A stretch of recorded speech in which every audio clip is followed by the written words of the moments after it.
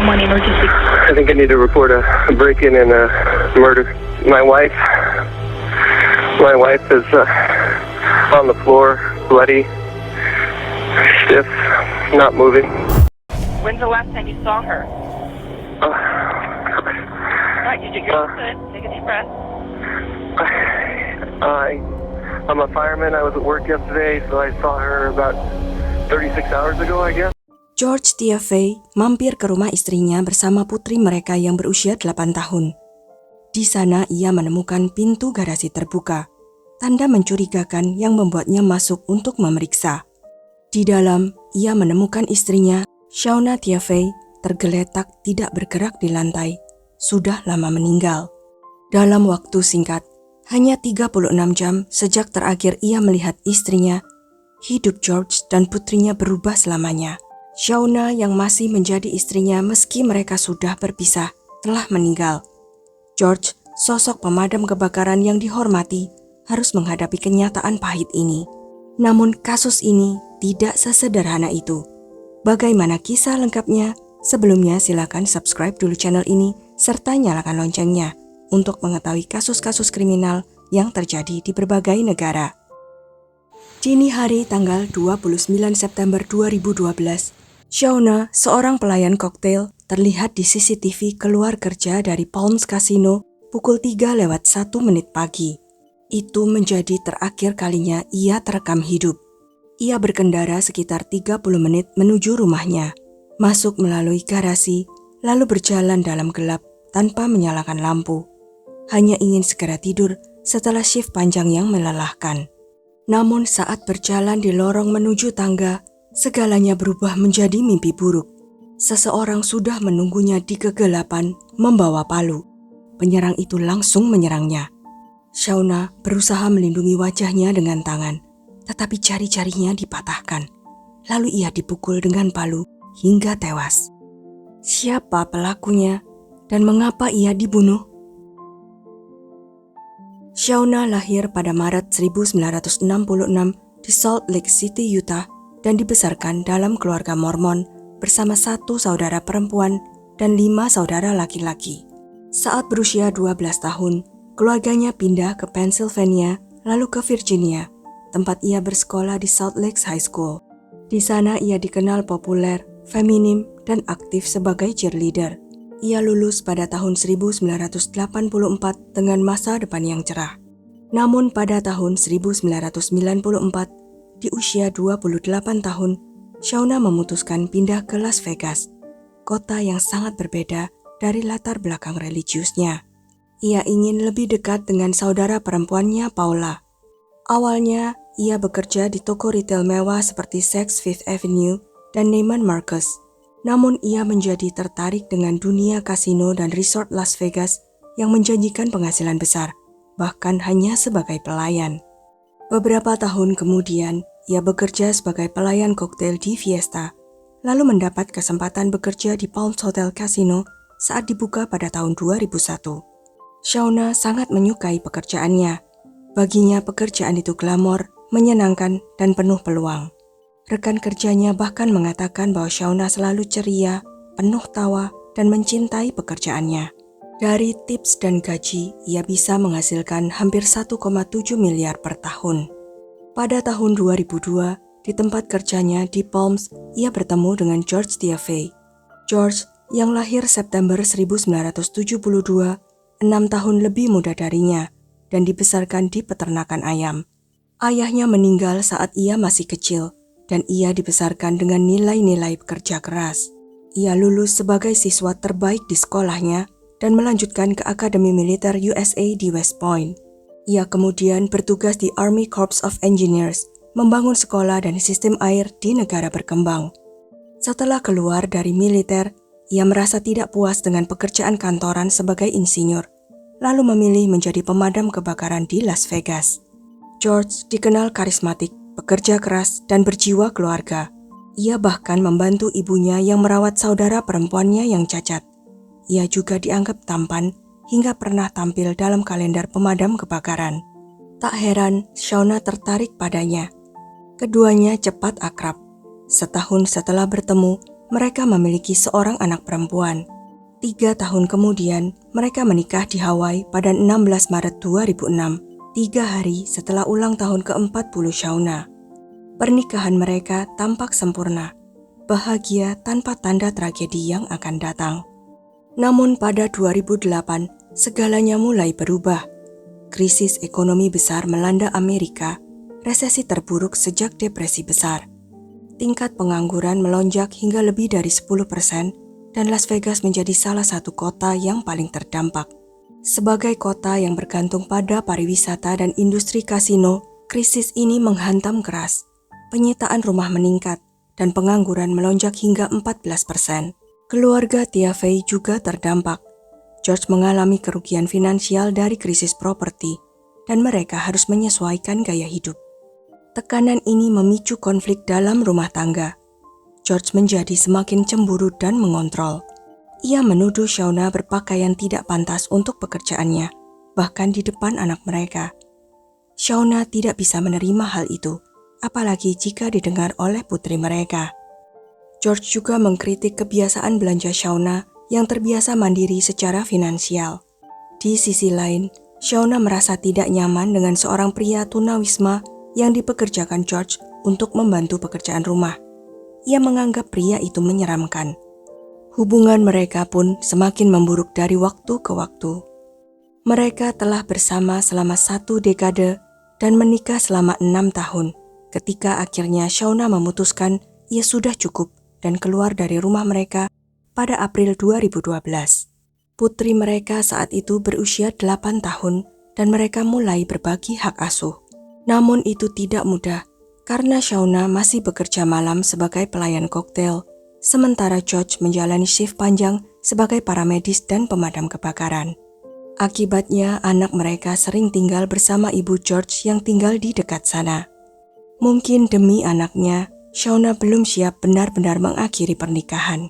Atau mungkin karena ia masih percaya pada keluarga yang telah ia bangun. Dengan sikap optimisnya, ia bahkan meyakinkan George untuk mengikuti konseling pernikahan. Mereka menghabiskan musim panas mencoba memperbaiki hubungan. Namun pada awal September, masalah mulai muncul. Rumah Shauna dibobol. Seseorang masuk, menggunakan kamar mandinya, dan mencuri cincin pernikahan serta bawahan pakaian renangnya.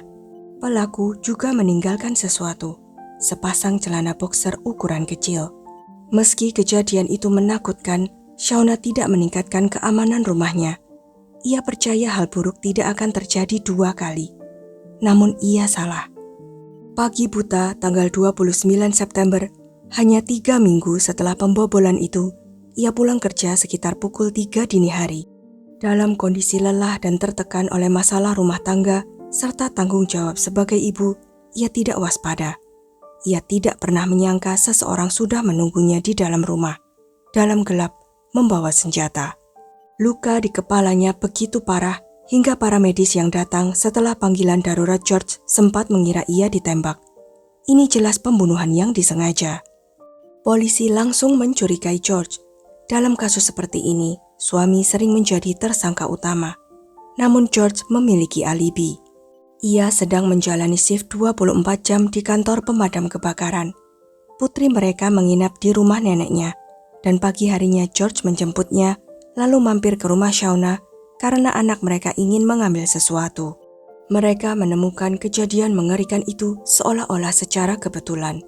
Dengan alibi yang kuat, George tidak bisa langsung dianggap pelaku. Kasus pun sempat buntu. Selain George, tidak ada tersangka lain. Rekan kerja Shauna hanya menggambarkannya sebagai pribadi yang baik, ceria, dan pekerja keras. Polisi mulai mempertimbangkan kemungkinan adanya predator yang mengincar lingkungan tersebut, terutama wanita yang bekerja di kasino. Pembobolan rumah Shauna sebelumnya pun terlihat seperti tanda peringatan, mungkin dilakukan oleh pelaku yang sama. 2 hari setelah penyelidikan dimulai, muncul titik terang. Seorang pria bernama William Phoenix atau Big Will datang membawa informasi penting. Ia adalah pekerja perawatan apartemen yang dikenal hidup jujur dan suka membantu orang lain, termasuk seorang pria tunawisma yang ia kenal dengan nama Greyhound. Greyhound hidup di tenda di kaki bukit, jauh dari gemerlap Las Vegas. Ia mantan narapidana, dan Will berusaha membantunya memperbaiki hidup. Namun suatu hari di bulan September, Greyhound mengaku kepadanya, "Aku harus bilang sesuatu. Aku baru saja membunuh seorang wanita." Menurut Will, Greyhound tidak tampak menyesal. Ia justru terlihat puas, seolah telah menyelesaikan tugas demi imbalan. Ia mengaku memukul korban dengan palu berulang kali hingga palunya rusak. Will pun melapor ke polisi. Awalnya polisi ragu, terlalu mudah untuk dipercaya, namun mereka tetap menindaklanjuti. Greyhound dikenal sering mencuri makanan dari toko Albertsons dan kadang menjual narkoba di pom bensin dekat situ. Saat polisi melihatnya, mereka segera menangkapnya karena ia membawa narkoba. Nama aslinya adalah Noel Scott Stevens. Ia membantah telah membunuh siapapun. Tanpa pengakuan, polisi membutuhkan bukti fisik. Mereka pun mencari lokasi perkemahannya di gurun Las Vegas, menyisir area luas dengan berjalan kaki dan helikopter. Akhirnya polisi menemukan tempat tinggalnya. Di sana mereka menemukan celana milik Noel yang berlumuran darah tersembunyi di bawah semak. Setelah diuji DNA, hasilnya jelas. Itu adalah darah Shauna. Dengan bukti tersebut, polisi kembali menginterogasi Noel. Mereka mengatakan ada orang yang melaporkan dirinya sebagai pembunuh. Teknik ini berhasil. Noel akhirnya mengaku. Ia bersembunyi di rumah Shauna dan menyerangnya dengan palu saat ia pulang kerja dini hari tanggal 29 September. Namun masih ada satu pertanyaan besar. Mengapa? Mengapa pria tunawisma ini membunuh Shauna? Apa motifnya? Polisi kemudian memeriksa ponsel Noel. Apa yang mereka temukan mengejutkan. Nomor George Tiefey ada di dalamnya. Saat ditanya, Noel berkata, "Itu teman saya, si pemadam kebakaran." Ia menjelaskan bahwa George kadang membayarnya untuk membantu pekerjaan rumah. Potongan pasal pun mulai tersusun. Noel adalah pria tunawisma yang dulu sering berada di rumah. Orang yang membuat Shauna merasa tidak nyaman. Ternyata ia benar-benar berbahaya dan ia mengenal korbannya. Lalu bagaimana keterlibatan George? Pada hari pembunuhan, saudara perempuan Shauna, Paula, sudah merasa curiga. Ia dan suaminya menelepon George setelah mendengar kabar kematian Shauna, dan mereka merekam percakapan itu. Saat menerima telepon itu, George sedang bersama konselor duka di luar rumah Shauna. Setelah percakapan singkat, ia menyerahkan ponsel kepada konselor untuk berbicara dengan Paula dan suaminya. Namun Paula tidak ingin dihibur, ia ingin menyampaikan kecurigaannya. Awalnya kecurigaan itu tidak dianggap serius, karena George memiliki alibi yang sangat kuat. Lebih mudah menyalahkan seorang mantan narapidana tunawisma seperti Noel daripada seorang pemadam kebakaran yang dihormati. Namun kemudian penyelidikan menunjukkan keduanya saling terhubung. Dalam sebulan terakhir, George dan Noel tercatat saling menelepon sebanyak 87 kali. Jelas bukan sekedar kenalan biasa. Mereka pertama kali bertemu saat tinggal di jalan yang sama. Sebelum menjadi tunawisma, Noel tinggal bersama saudara perempuannya, beberapa rumah dari George dan Shauna. Ia kemudian sering mengerjakan pekerjaan kecil untuk keluarga Tiefey, bahkan setelah hidup di jalanan. Noel mengidolakan George yang terlihat sukses dan karismatik. Jadi ketika George memberinya $600 atau sekitar 10 juta rupiah dengan janji bayaran lebih besar untuk membunuh Shauna, ia menerimanya. Awalnya mereka sempat merencanakan pembunuhan yang terlihat seperti kecelakaan. Memukul Shauna lalu membuat seolah-olah kecelakaan mobil. Namun rencana itu dibatalkan karena bisa menimbulkan kecurigaan. Mereka juga mempertimbangkan mencekiknya dengan plastik, tetapi Noel takut meninggalkan jejak DNA. George bahkan sempat menyarankan membunuh Shauna di area parkir Palms dan menggambar peta lokasi mobilnya. Namun Noel mundur karena keamanan kasino terlalu ketat. Akhirnya mereka memilih rumah Shauna sebagai lokasi pembunuhan. George memberikan kunci rumah kepada Noel. Noel menggunakan kunci itu untuk mengamati situasi sekitar 20 kali, termasuk pembobolan 3 minggu sebelum pembunuhan yang ternyata adalah uji coba. Ia mencuri perhiasan dan pakaian dalam Shauna sebagai bagian dari rencana. Jadi pembobolan itu bukan kejadian acak, melainkan awal dari rencana pembunuhan yang disusun oleh suaminya sendiri. Penyelidik juga menemukan rekaman CCTV yang menunjukkan George dan Noel membeli palu, pisau, dan sarung tangan di toko Lois beberapa minggu sebelum kejadian. Noel kemudian menunjukkan lokasi tempat ia mengubur palu yang digunakan, yang bahkan patah karena kerasnya serangan. Barcode pada palu cocok dengan pembelian tersebut. Semua bukti ini mengarah langsung pada keterlibatan George. 9 hari setelah pembunuhan, pada 8 Oktober 2012, polisi menunjukkan bukti tersebut kepada keluarga George. Mereka terkejut dan tidak percaya.